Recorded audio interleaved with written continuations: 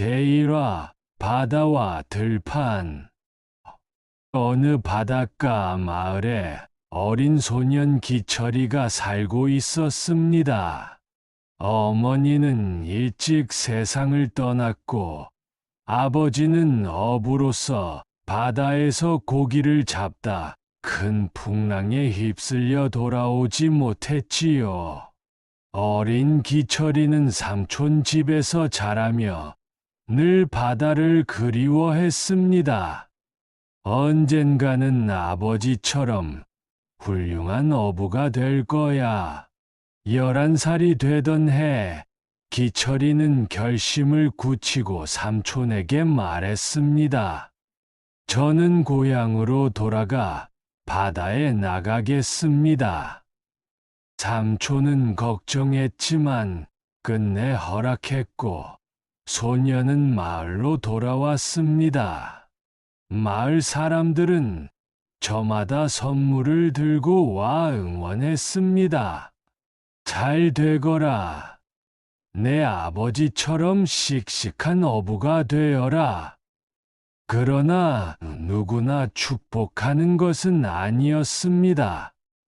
마을의 심술궂은 청년 한 명이 비웃으며 말했습니다. 생각해 보아라. 내 아버지도 그 바다에서 목숨을 잃지 않았느냐.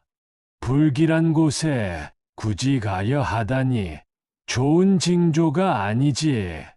순간 분위기가 싸늘해졌습니다. 기철이는 눈물이 날 것 같았지요. 그때 마을에서 재치로 이름난 총각 하나가 나섰습니다. 자네 아버지는 어디서 돌아가셨나? 우리 집 사랑방, 편히 누운 자리에서 돌아가셨지. 그렇다면 그 방도 불길한 곳이겠군. 어찌 들어가 살고 있나? 모두가 웃음을 터뜨렸고 기철이의 얼굴에 생기가 돌았습니다. 사람들은 다시 크게 외쳤습니다. 힘내라, 기철아. 바다는 널 기다린다. 누군가의 불행을 빌미로 희망을 꺾는 말은 옳지 않습니다. 오히려 그 불행을 딛고 나아갈 용기가 더 소중합니다. 이 이야기는 두려움이 아니라 희망을 바라보라는 지혜를 전합니다. 제2화 밭꽃의 비밀. 옛날 어느 산골 마을에 매일 밭을 일구며 살아가는 가난한 노부부가 있었습니다. 부부는 평생을 정직하게 살았지만 자식이 없어 늘 허전한 마음을 달래야 했지요.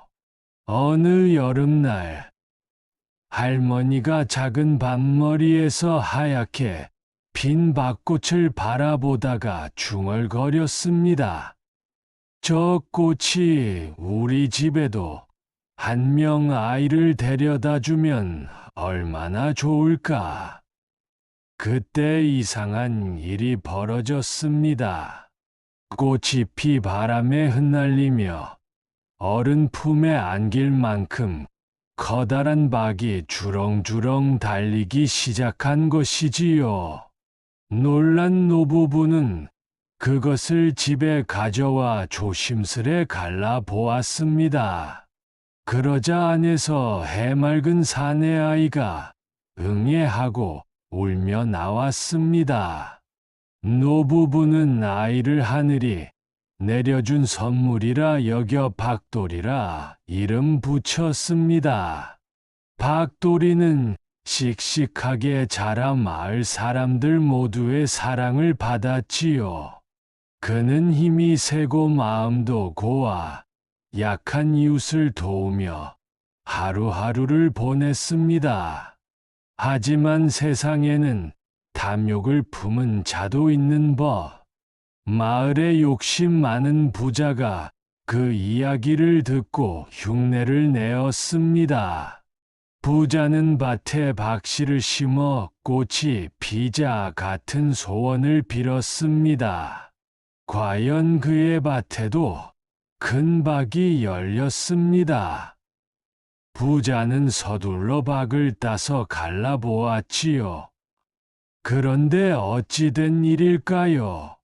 박 속에서 튀어나온 것은 아이가 아니라 독사와 진해, 그리고 시커먼 연기였습니다. 놀란 부자는 비명을 지르며 도망쳤지만 탐욕은 끝내 자신을 해치고 말았습니다.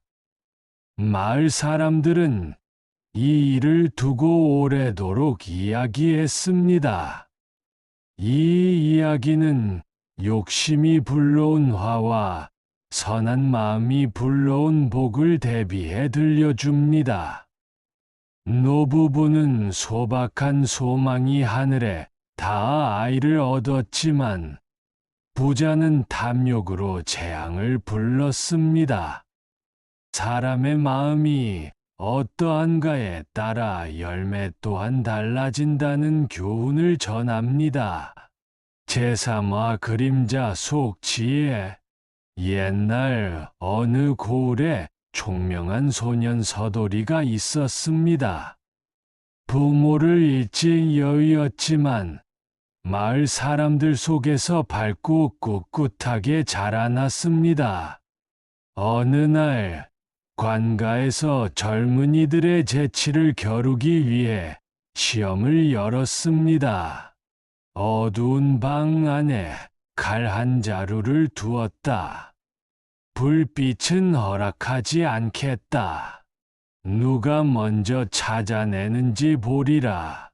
청년들이 하나씩 방 안에 들어갔습니다. 어떤 이는 손으로 더듬다 손바닥을 베일 뻔했고, 또 어떤 이는 발끝으로 조심스레 더듬었으나 끝내 찾지 못했습니다. 모두가 실패하자 방 안은 더욱 음침하게 느껴졌습니다. 마지막으로 서돌이가 들어갔습니다. 그는 곧장 움직이지 않고 두 눈을 감은 채 한참을 가만히 있었습니다. 사람들은 이상히 여겼습니다. 그러나 시간이 흐르자 그는 천천히 눈을 뜨고 창문 틈 사이로 스며든 희미한 별빛을 따라 고개를 돌렸습니다. 그곳에서 칼날이 번쩍 빛나는 것이 보였던 것입니다. 서돌이는 단숨에 칼을 찾아내어 군관에게 내밀었습니다. 어찌 그리 금세 알아냈느냐? 사람들의 물음에 소녀는 미소 지으며 답했습니다. 사람의 눈은 처음엔 보이지 않아도 어둠에 익숙해지면 작은 빛도 볼 수 있습니다. 서두르지 않고 기다리면 길이 열립니다. 이 이야기는 성급함을 버리고 인내하면 작은 빛도 길잡이가 된다는 교훈을 줍니다. 조급하지 않고 마음을 가다듬을 때 인생의 길도 보이게 된다는 지혜가 담겨 있습니다.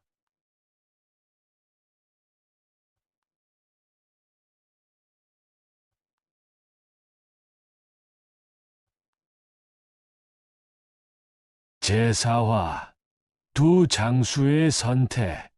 옛날 어느 성에 두 명의 장수가 있었습니다. 이름은 한결과 신우. 둘은 나이도 같고 무예도 비슷하여 임금이 누구를 대장으로 세울지 망설이고 있었습니다. 그때 현자가 나섰습니다. 두 분을 시험해 보시지요.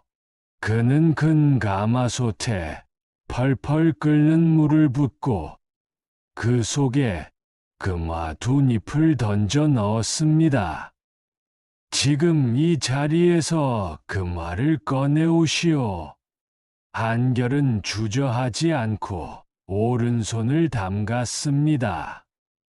물은 뜨거웠지만 그는 이를 악물고 금화를 집어 올렸습니다. 사람들은 그의 용기에 감탄했습니다. 이어 신우도 금화를 꺼냈습니다. 그런데 그는 왼손을 사용했습니다. 임금은 고개를 갸웃했습니다. 어찌하여 왼손을 썼는가? 신우는 담담히 대답했습니다. 전투가 닥치면 오른손에 칼을 들어야 합니다. 차라리 왼손을 다치는 편이 낫다고 생각했습니다. 그 말에 임금은 무릎을 치며 감탄했습니다. 한결도 얼굴을 붉히며 고개를 숙였습니다. 과연 신우가 대장으로 합당하옵니다. 제 자리를 양보하겠습니다. 지도자는 힘뿐 아니라 더 큰 책임을 생각할 줄 알아야 합니다. 한결의 용맹도 귀했으나 신우의 사려 깊음이 더 큰 가치를 보여주었습니다. 지혜와 배려는 힘보다 오래가는 무기라는 가르침이 담겨 있습니다. 재호와 개와 거울. 옛날 어느 마을에 한 소녀가 새로 산 고운 공을 잃어버리고 울고 있었습니다. 그 공은 이웃집의 사나운 개가 물고 있었지요. 아이들이 간식으로 달래도 돌을 굴려 유혹해도 개는 으르렁거리며 놓지 않았습니다. 그때 지나가던 총각 하나가 사정을 듣고는 고개를 끄덕였습니다. 그는 잠시 자리를 비우더니 반짝이는 손거울을 들고 와 개 앞에 내밀었습니다. 개는 거울 속 자신을 처음 본 듯 놀라 지저댔고 그 순간 공은 입에서 대굴대굴 굴러 나왔습니다.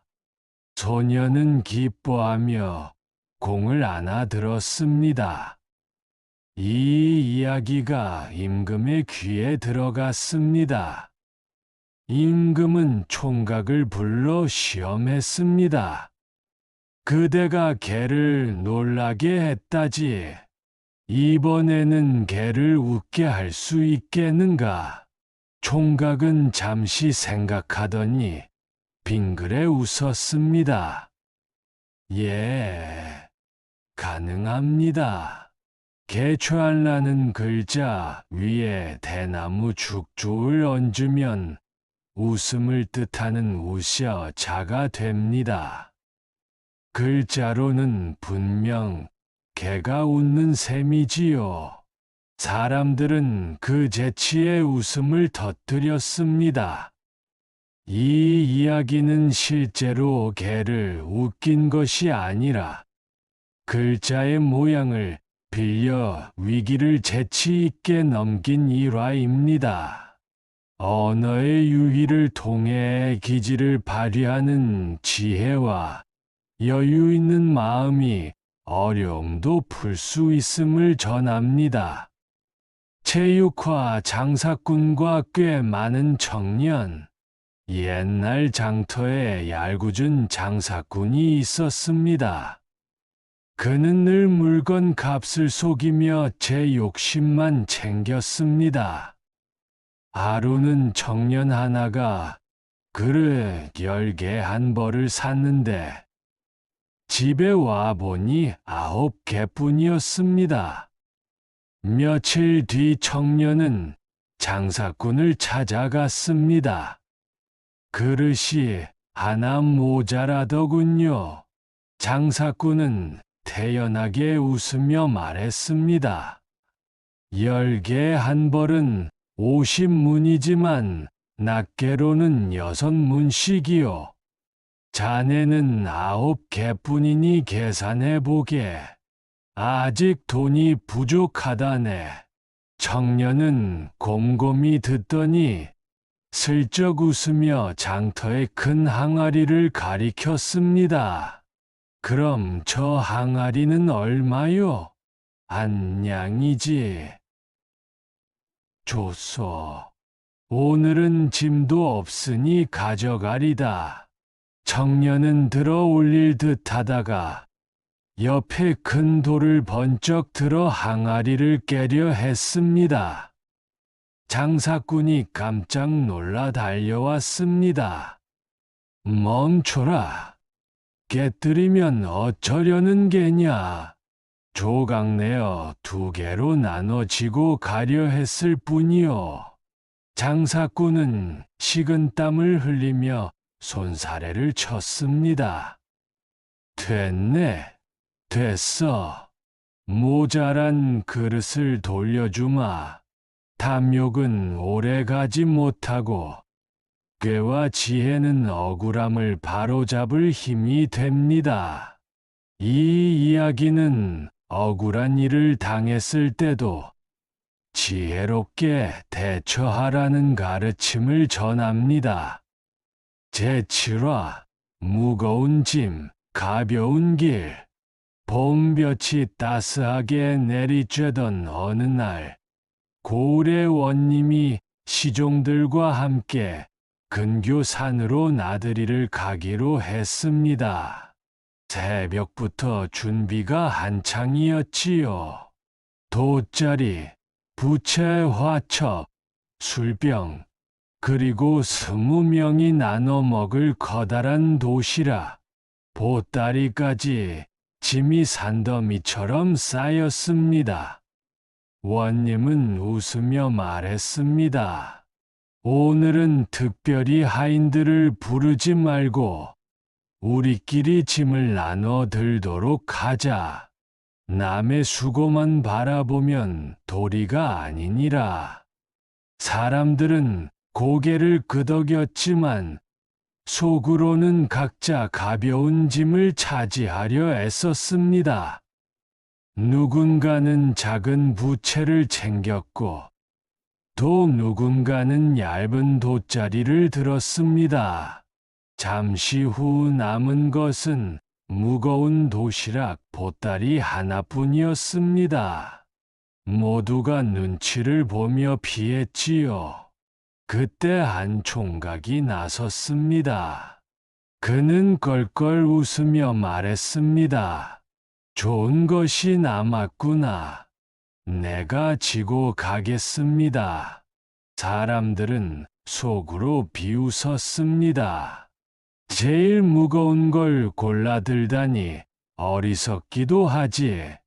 햇살이 따갑게 내리쬐는 산길을 한참 올라 드디어 점심시간이 되었습니다. 원님 일행은 숲 그늘 아래 자리를 펴고 도시락을 풀었습니다. 주먹밥, 나물, 계란말이가 가득 들어있던 보따리는 금세 비워졌고 이제 남은 것은 가벼운 천보자기뿐이었습니다. 총각은 빈 보따리를 등에 메고 가볍게 일어났습니다. 원님은 산행을 마치고 돌아가는 길에 또 다른 길을 택하자고 했습니다. 이미 긴 산길에 지쳐있던 시종들은 한숨을 쉬며 발걸음을 옮겼습니다. 그러나 총각만은 발걸음이 경쾌했습니다. 그의 짐은 이미 사라져 있었으니까요. 눈앞의 무거움만 피하려는 이들은 끝내 더 큰 고단함을 안게 됩니다. 반대로 처음엔 손해 같아도 기꺼이 짐을 진 사람은 오히려 마지막에 가장 가벼운 길을 걷습니다. 이 이야기는 욕심보다 마음가짐이 삶을 한결 가볍게 한다는 교훈을 전합니다. 제8화 용이 된 바위. 옛날 어느 강가 마을에 커다란 바위 하나가 있었습니다. 평소에는 강물 옆에 우뚝 서 있었지만 장마철만 되면 이상하게도 조금씩 자리를 옮겨가는 듯 보였지요. 사람들은 입을 모아 말했습니다. 저 바위는 옛날 용이 돌로 변한 것이란다. 1000년이 지나면 다시 하늘로 오를 거야. 전설은 세대를 거듭해 퍼졌고 아이들조차 바위를 두려워했습니다. 해마다 큰 물이 지면 바위가 강 쪽으로 한 뼘쯤 움직이는 듯 보였기에 사람들은 더욱 믿음을 굳혔습니다. 어느 해 큰 비가 내렸을 때 제방이 무너질 위험이 생겼습니다. 관아에서는 바위를 치워야 한다고 명령했습니다. 그러나 마을 사람들은 겁에 질려 울며 매달렸습니다. 용의 노여움을 사면 마을이 화를 입을 겁니다. 그때 마을의 총각 하나가 앞으로 나섰습니다. 그는 사람들을 향해 담담히 말했습니다. 두려워하지 마십시오. 저 바위는 용도 아니고 귀신도 아니요. 그저 강물에 떠밀린 돌덩이일 뿐입니다. 총각은 강물 속으로 들어가 작은 돌 하나를 집어들었습니다. 그리고 그 밑에 모래를 조금 파내자 돌이 스르르 기울며 강물 쪽으로 움직였습니다. 사람들은 놀라며 눈을 크게 떴습니다. 보십시오. 큰 바위도 해마다 큰 물이 지면 모래가 깎이고 자기 무게에 못 이겨 조금씩 기울어지는 것입니다. 오랜 세월에 걸쳐 그것이 움직이는 듯 보였을 뿐이요. 관아의 관리들은 그의 설명에 고개를 끄덕였고 마침내 바위를 치워 제방을 고칠 수 있었습니다. 마을 사람들은 안도의 한숨을 쉬며 총각의 지혜를 칭송했습니다. 이 이야기는 미신과 두려움에 휘둘리지 말고 사물의 이치를 바로 보라는 가르침을 줍니다. 무서움은 종종 사실을 모른 데서 비롯됩니다. 눈으로 보고 마음으로 깨달으면 허상이 걷히고 길이 드러나게 마련이지요. 오늘 들려드린 이야기는 예로부터 전해 내려오는 지혜와 웃음을 담고 있습니다. 누군가는 삶의 무게를 가볍게 하는 법을, 누군가는 작은 기지로 어려움을 넘기는 법을, 또 누군가는 욕심이 아닌 선한 마음이 참된 복을 부른다는 것을 보여주지요. 오래된 이야기는 옛사람들의 목소리이자 지금 우리에게도 다정한 가르침이 됩니다. 듣는 동안 마음이 조금 편안해지셨기를 바랍니다. 내일도 오늘처럼 평안하시기를 바랍니다.